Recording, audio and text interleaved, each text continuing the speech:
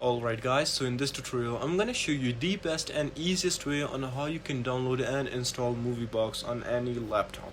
So it's actually very simple. What you have to do is just go to Google Chrome or any other web browser on your laptop, and right over here you have to type in Player. Once you type it in, you need to download this emulator. I'll give you another option as well. You can download BlueStacks.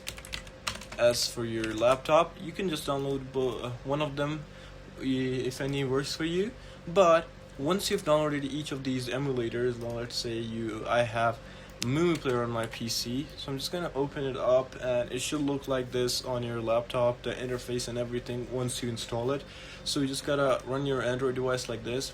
So it basically works like a phone on your laptop, and you can directly use it as a emulator, which is very good, and it works just like how it would work.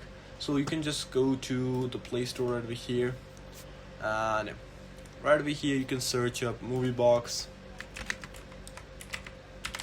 Just search it up, and here we go. We got the MovieBox, and you can just install it right over here directly onto your device from Google Play Store, and you're good to go. It will show up right over here, and then you can watch any movies or anything on your laptop. So yeah, that's pretty much it.